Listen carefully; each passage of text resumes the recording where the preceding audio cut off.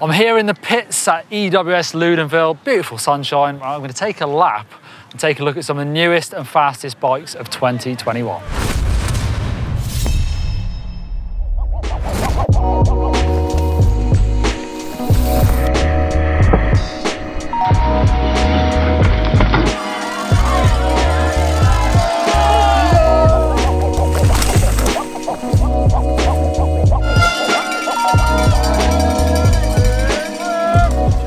Okay, a Spy Shots exclusive. It's in my hands, but I don't know much about this bike. It's a new Wallbayer Rallon, I would guess. It's a 29er. We've got this funky wrap on here that's sort of covering up some of the secrets. I can see that the seat tube is super straight. We've got a really big drop on here, so big insertion depth there. And I can see it looks like there's some sort of storage in there for your sandwiches. Other than that, details are very thin on the ground. What's this? Ooh, it's a tool. It's magnetic. This is Lord Charles's bike, but there's a few of them inside this tent.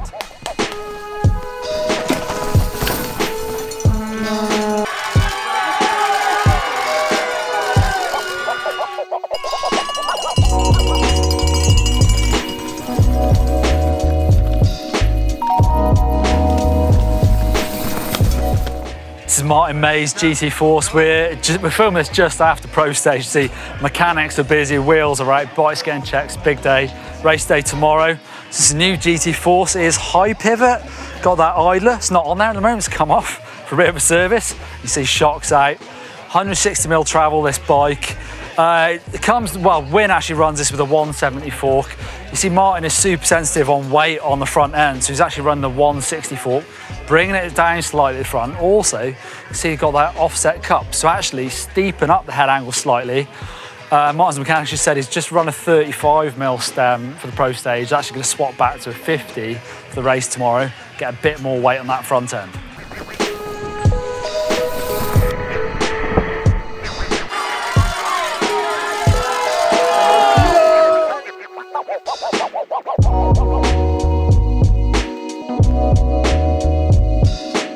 Not the first sort of camoed up bike we've seen, but this one is actually the ROSSIGNOL. I'm not even sure if I said that right. This is a brand that I know makes skis. I didn't actually know makes bikes, but really interesting to see.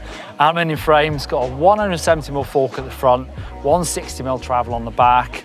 And it's kind of, for me, it all looks a bit Euro, stuff that you don't generally see in the UK quite a lot. So fast suspension on here. Magura brakes, of course we see those, but I like the look of it. HT pedals. Interesting looking bike.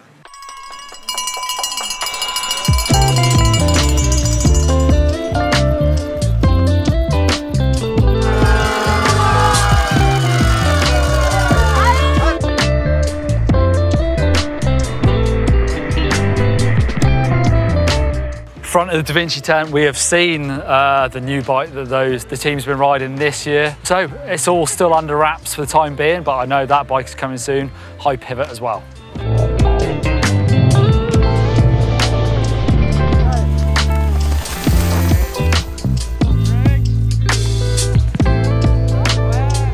Whilst the Track Slash isn't exactly a new bike, it would have been raced last year. It's still nice to take a good look at a bike with some brilliant race pedigree this year. This is Hattie Harner's bike. It's been raced to 2 wins so far. That might have changed by the time this video's come out. But it's a really nice bike. It's obviously a 29er, the Track Slash, 160mm travel, 170 fork up front. Amazing paint job on this bike. There's also a couple of nice neat touches. You've got that Garmin mount on the top tube, so Hattie can keep an eye on her stats while she's racing. Also, you can see this must be a tool tucked into the steering tube. Covered in SRAM Access wireless gear. Nice looking bike.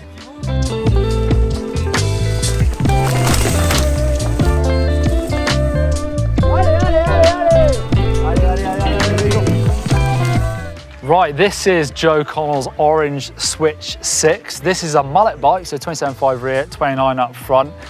It already looks sort of choppered out. You can see that stack thing under there, so it's really raising the head tube up, slacking the bike even more. It's 170 fork on the front, 145 on the rear. That's quite unusual, to be fair. That short travel on the back compared to a big old fork. Some interesting formula gear on this bike. You've got the Cura 4 brakes, lovely gold 4-pot formula brakes. Also suspension. Now I know Doddie's looked at this before, but I haven't. On the shock and the fork, actually, it's super easy to change out the shim stacks. So it's like a 5-minute job if you decide you want your bike, I don't know, more progressive, linear, whatever, or even more complicated than that. But you can just take that blue dial off, this sort of silver cap comes out, and you slide a different one of these in. So super adjustable. Really interesting to see that. Got a nice gold Berg Tech stem to match, and inside the steer tube, you've got this granite tool. Got a load of stuff on there. I've not seen that one before. Super neat. Just mounts in there for when you need it. Also down here, plenty of enduro races do this. You've got a tube and a CO2 canister strapped to the bike, ready to roll.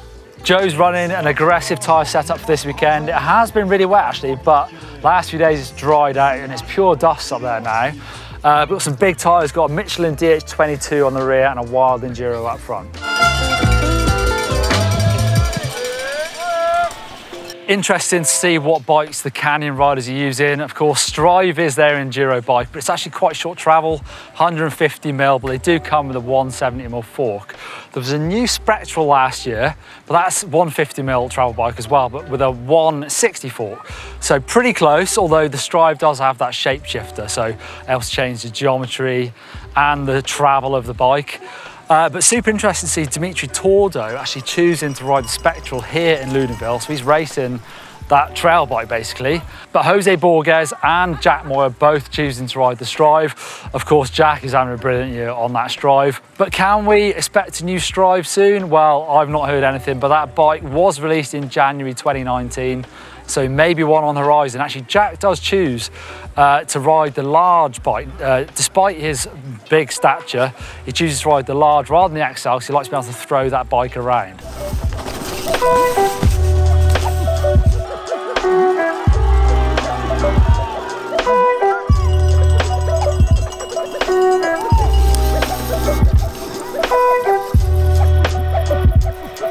I'm having to shout because there is a band going for it over there. But this is a Forbidden Dreadnought. It's a high pivot bike. That's a theme we're seeing this year, of course. Loads of them in the pits here. This is Alex Storr's bike. Check out the colour of this thing, it looks amazing. So this uses their trifecta suspension system. It's got 154mm travel, so actually relatively short, I guess, for an enduro bike. 29er, it's a good looking bike. It's definitely on the slack end of the scale, 63.5-degree head angle. But also, it's good to see actually the rear centres on these bikes are proportional to the size. So they go up 14mm with each jumper frame.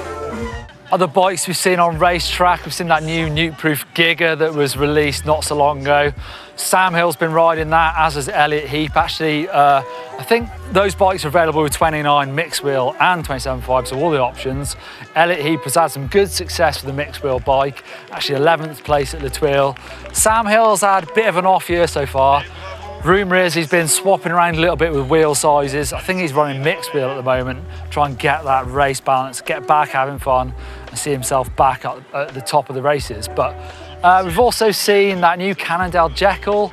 Ella Connolly's riding that bike here, another high pivot idler bike.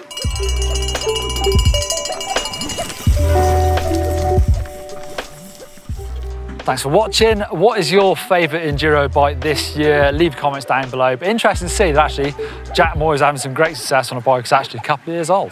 Give us a thumbs up.